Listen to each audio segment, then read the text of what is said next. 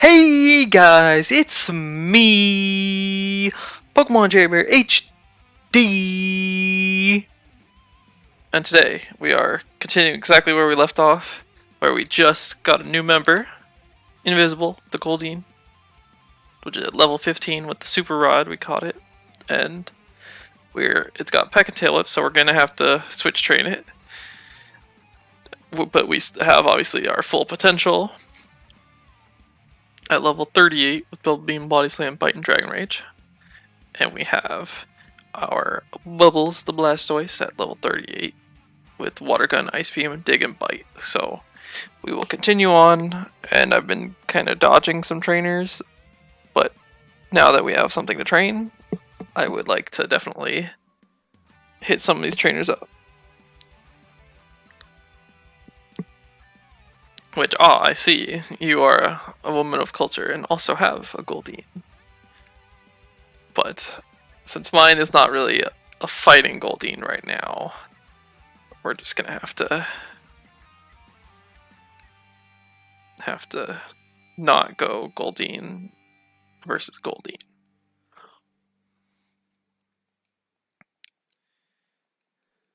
But yes, I know I have gotten complaints from one Tristan about the lack of Mons, but that is something that could not be helped until the Super Rod or Good Rod was obtained, and thus now it has been. So now diversity will be here.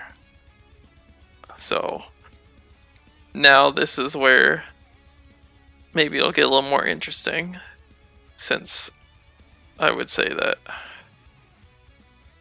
Bubbles and Potential are the top tier of water types in this game, and they have shown it so far. So maybe using some that are not quite seen as that top tier might make this a little different. Since we haven't had too many close calls yet, like we did early game, but I think it's been quite a while since we've really been in any real danger. But you know, part of that is because I'm just such a good trainer. Like it cannot be helped that I care about my Pokemon and I want them to live. I know that's not how everyone plays, especially Michael and Tristan, but you know, that's just how I prefer to do it, because like a lot of the characters in this game say, you know, you do need to love your Pokemon. You know, they're not just your, you know, slaves. They're not just your, you know, even like a pet. They are your friends, you know, your companions. And, you know, they're the partners in this journey with you. So, you know, I personally have gotten quite attached to Bubbles and Potential, and I'm hoping that you guys have as well, since you know you have seen the highs and the lows for each of them.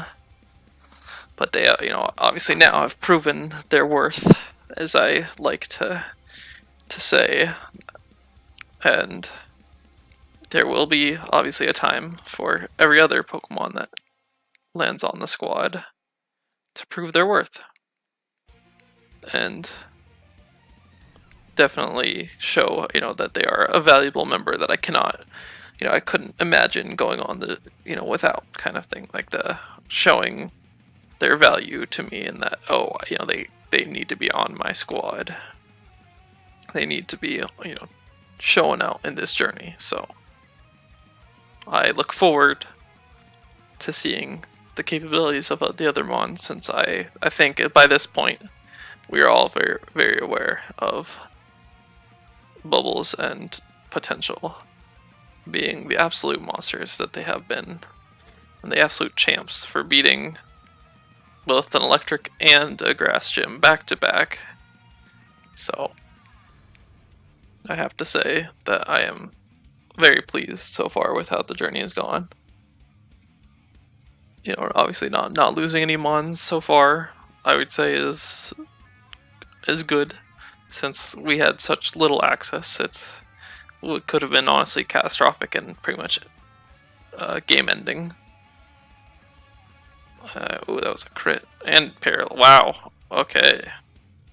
Crit para is not what I like to see, especially on an electric move. But I think we can recover from that. As we, at this point, since it did crit para me before, I don't want to mess around. I'm just gonna dig and probably kill like 4 Pikachus, but gotta do what we gotta do. Gotta show every other trainer that they should be using water types. You know, not to force them. You know, I wouldn't want to ever say that, oh, you can't use any other types, but maybe truly consider adding a water type to your team. Maybe 2, maybe 3. 4 sounds like a good number, but I think that, you know, it's not quite like the 5 is also solid, but I think the sweet spot is probably 6, if we're being honest. So north to Silence Bridge, is that what that area is called? I would never have known. I don't think I've ever heard that before. So let's fight these trainers, as we definitely could use the experience on Invisible.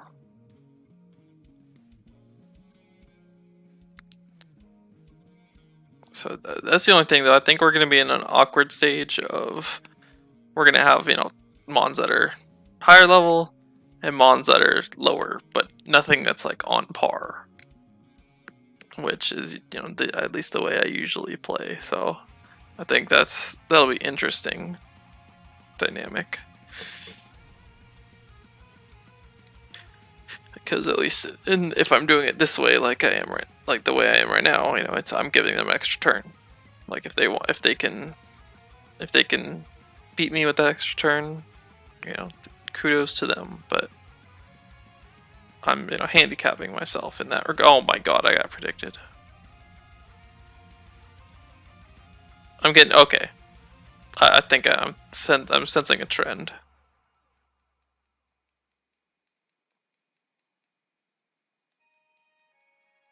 Clearly, I was not meant to escape without bubbles being paralyzed, so in that case, I will go to potential and not risk the extra paralysis chance that could mess with me. And for the record, I do not know what level Goldeen evolves, so if you do not, we will both learn together. Because I have literally no idea. I'm pretty sure I've never used Goldeen or Seeking in a playthrough, which I look forward to seeing what it can do. Like, I know obviously in later gens I think in later gens it could be a very valuable member in that it would you know, and once abilities are a thing, it can get Lightning Rod, which obviously, you know, water type that's immune to electric is very nice. So I think that's something that, you know, would make it maybe something to consider for all you other water type trainers out there. You know, obviously not in the first 2 gens, but Gen 3 and on, maybe consider adding a nice Goldeen to your team, or, you know, that can evolve into a Seeking.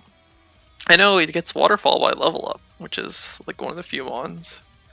So that's just interesting. I don't know if that really matters that much. Like, I don't know what level it gets it at, so I don't know if it's like, if it's significantly before when you would get the actual HM for it, then that makes a big difference, and that gets a strong, like, physical, you know, past gen, in Gen 4 and beyond. you know, getting a physical water move by level up when there's not a whole lot of them. So I think it could be a very interesting member, and it does get a lot of interesting moves. Like it gets a lot of good coverage. But then again, I don't know. I don't really know the method of how it gets all those interesting moves. Like I know it gets Mega Horn, but I don't know if that's like level up or if that's an egg move in the future, so that's something that I would need to look into, and I would implore you to look into as well when considering making a Sea King part of your squad.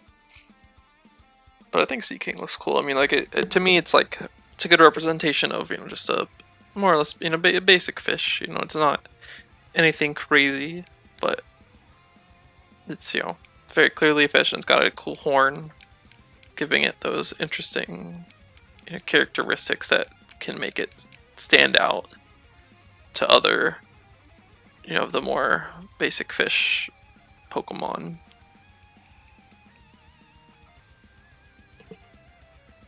So that's not bad at all that it has a distinguishing characteristic. Since obviously, at least so far, the other Mons on our team, I would say Gyarados is very distinct amongst the water type community.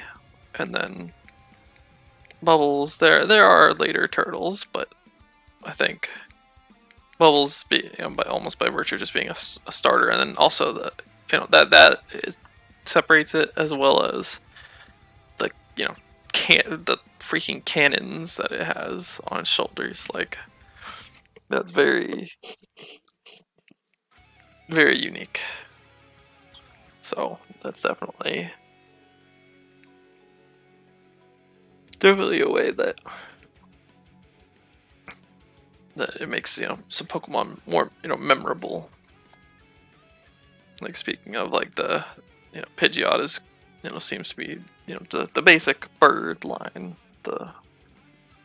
But once it becomes Pidgeot, the feathers on its head become super long. So I think that helps, you know, distinguish it.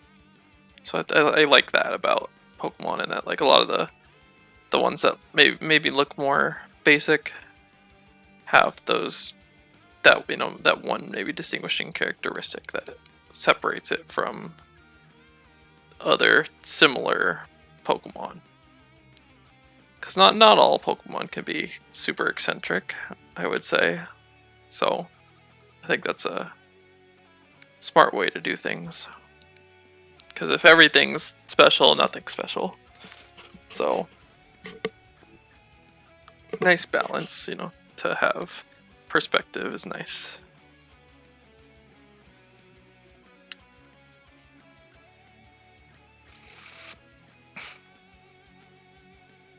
Like Spearow and Fearow are just ugly basic birds with the long beak.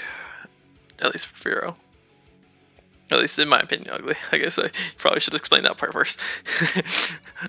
I'm obviously, as you can tell, not a fan of them, but they're Pokemon, so yeah, they exist.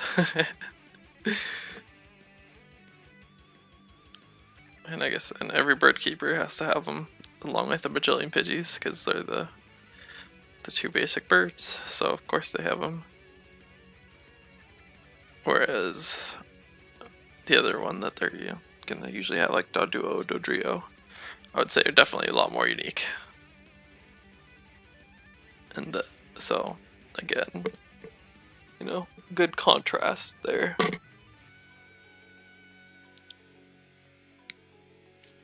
But I will say, I think Spearow looks way cooler in this generation than any other. I think the sprite, as it, like, the gens moved on, it got just, you know, it didn't look as cool anymore. Like, I think the drawing of it in this looks really cool, but then Fearow does not, for that matter. And then the 3D model, as well as, I think, probably starting for sure in Gen 3. I don't know about Gen 2 when they really could form them very well, I think. It just looks like an annoying bird, which maybe that's what it's meant to be. But I mean, to me, that made me not like it.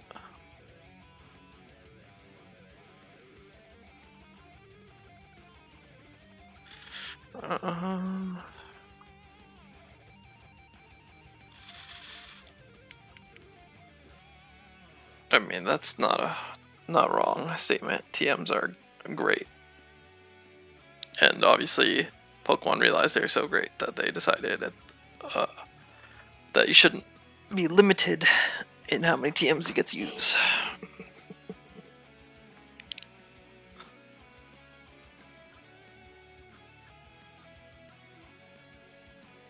Which, obviously, for Nuzlocke is invaluable, being able to teach. Like, if I could teach everything Ice Beam, that'd be amazing.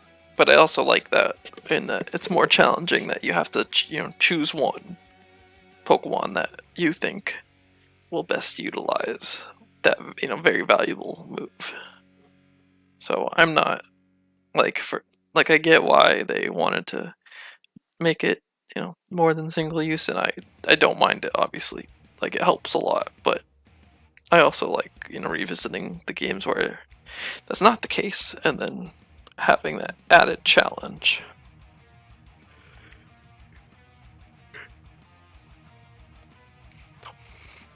Because obviously, as Pokemon kept making more games, they all got, I'd say, overall, like, every game gets, easier and easier. So if that's their true intent, which it does seem like it is, then that is a change that made a lot of sense, and obviously made a huge difference for how people would play the game. Just because all of a sudden, you weren't strapped for these great moves to be on just one Mon, and especially like in TMs like Earthquake, where a lot of Pokemon get it. It's an extremely strong move, and thus, it helps your team immensely. So it is, an interesting. I think it's interesting on both sides. And then also for the sake of them just having to decide what's worthy of being a TM and what's not. And then obviously HMs are a whole nother beast, which obviously technically those have been more or less like universal TMs have been in the future, but obviously with the added bonus of the field effects and then the added drawback of not being able to delete the move.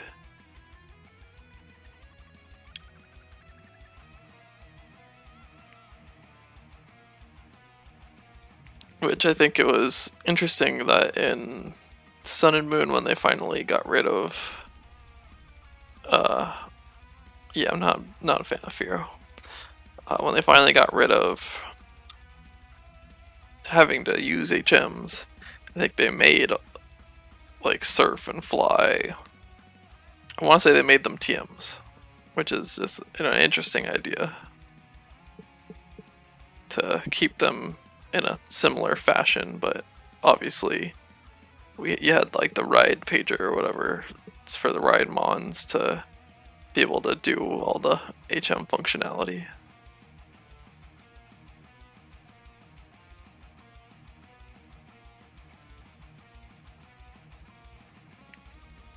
But we are slowly grinding up that Goldeen. It is grown 6 levels since we caught it, which is nice. I don't know who I haven't battled, but so I'll try to get a good amount. But it looks like there's a guy that was at the bottom of the screen that it's gonna take a little bit to get to, and I don't feel like going all the way wrapping around. So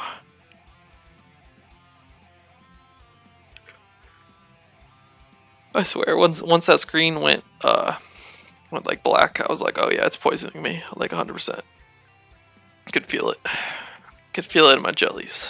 Which, if you get that reference, you might as well, I guess you might as well hit me up with that, with what you thought about what that is from. So I will be as nondescript as I can be and saying that I enjoyed it. And I really enjoyed that line. So yeah, that was probably a bad idea on my part to straight up bring up something, reference, and then not mention what it's from, because now I can't talk about it, which it would be such a easy and probably good thing to talk about. But sticking to my guns. Not gonna. Yeah, I hope. I don't know if you heard me snap.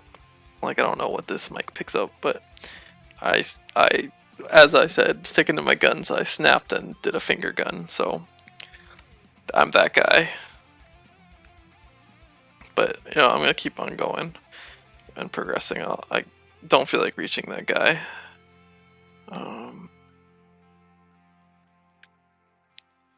Since we got a ton of trainers still, like this way has so many trainers. Like, it's so good for grinding. Which, once I get to the biker side as well, I can do the same thing, which is really nice. That it'll allow, this will allow me to grind in a more efficient method than having to do the wild. And since especially we have not had to grind really because of the lack of Pokemon, thus fighting every trainer has allowed both of the Mons to just quickly grow. But obviously, if I do really need like an extended grinding period, I will not bore you guys with it. I will do it, I'll do it off screen and obviously just be back to wherever I was at the end of the last episode. Since there's no point in watching me just fight wild Pokemon that don't give enough experience. Like, I get the idea for the reason that people did grinding montages in the first place was to prove, nothing actually died, because if you actually want to watch the grinding, then it's all there. But I don't think that's an issue here. I think you guys can trust me in that.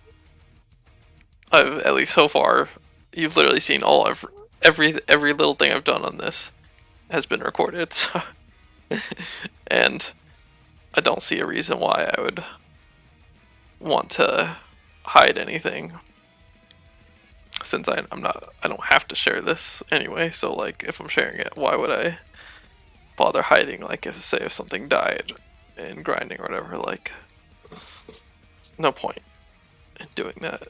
This is all for fun, and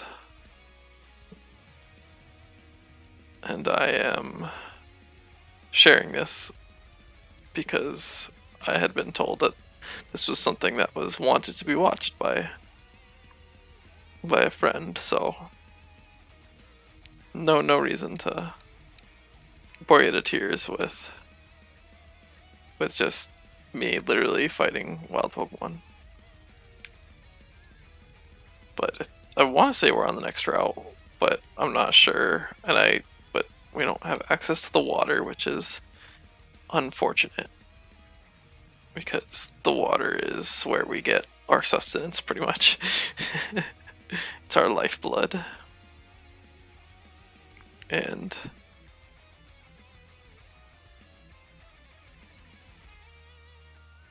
I feel like you might have been able to see my mouse. I don't know if you could, but I was just trying to check how much time this episode's been going, which we still got some time. Like, I was wanting to try to, if I could, make it to Fuchsia, because that is the next gym we're gonna take on, as well as more opportunity for expanding the team, which I would very much enjoy, and I think you guys would too. And Muck's, I like Muck's sprite in this. Like I like it a lot. I wish Muck had its mouth, you know, open more often in these games because I feel like that, you know, shows off more personality rather than just being kind of a blob that's just there. Like Ditto being a blob that's just there, that's just like staring at you with those eyes. Like I like that concept, but that, you know, makes sense for that Pokemon, whereas I don't think it does for necessarily for Muck. Like Muck's kind of more. I don't know if it's a, you know, aggressive, but well, it's definitely more aggressive than Ditto, but you know, it's coming after you, is I guess how I always imagined it. So, ooh, nice. We got a horn attack.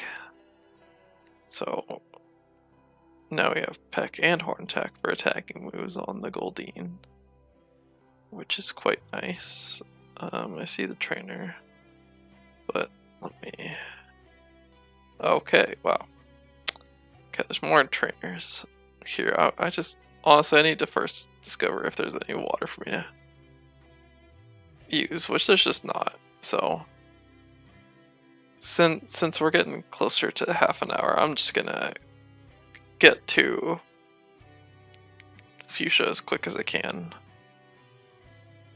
And I also want to heal for PP purposes, because I have been fighting quite a lot of trainers, and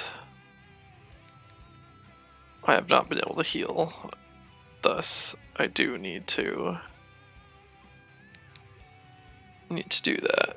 So I feel like the sooner the better, and then I can always head back and clear out this area more effectively. Maybe like when I'm, like I said, maybe grinding off screen, or whether that's just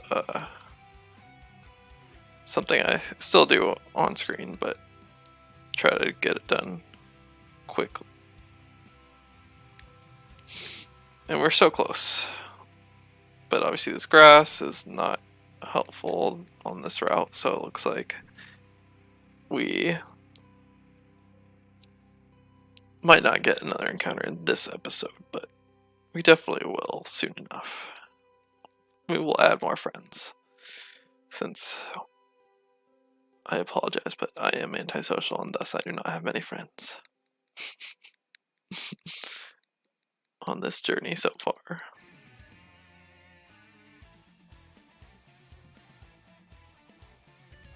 But thankfully we are oh my god. Wigglytuff actually looks, I think, adorable. It's kind of creepy, but kind of adorable. But then the eyes are not that big, I don't think, and like they're still kind of big, I guess, but they're not like, I feel like the body is not as rounded and cute. It's like more like rectangle. So I feel like, oh yeah, here's the moment of truth, by the way. Like, I'm pretty sure this works. Yeah. Alright, cool. So yeah, we didn't need any more awakenings since we have the Poke Flute now.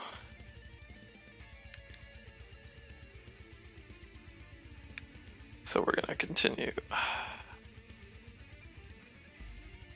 think we'll dodge these trainers real quick. It's fine. I knew I needed to go on the grass. But we're almost to Fuchsia.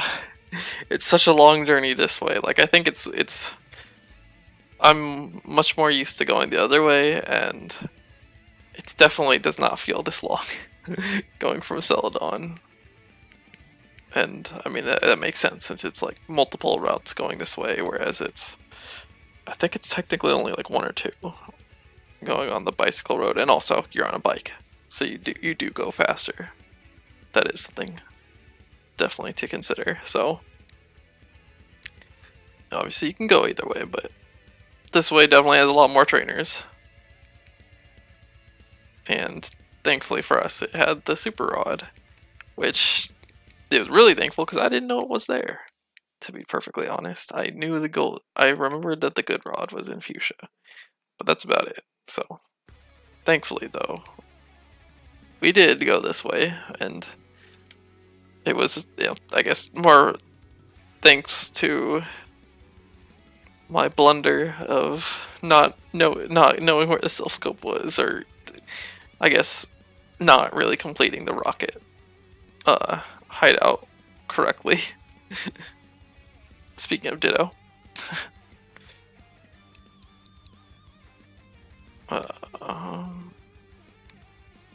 Alright, so we have, let me just double check in here while we're going through here. Okay, yeah, I'm not getting any experience at all. I've caught 7, yeah, that's what I kind of figured. Just wanted to double check, but yeah. The aides are asking for us to catch a lot of Pokemon, so we're not doing that. We're not really gonna get the nice items that they provide, unfortunately, but that's okay. We have our water type Pokemon, and that's what we want. And thus, we have made it to Fuchsia City. We're gonna heal up, and we're gonna wrap this episode up. As we did get Goldeen up to level 25, so that's not bad at all. I'm gonna save right here. And I want to thank you guys for watching, and obviously next up we'll try to probably catch some Pokemon maybe, and we'll also get ready for the gym. So with that, peace.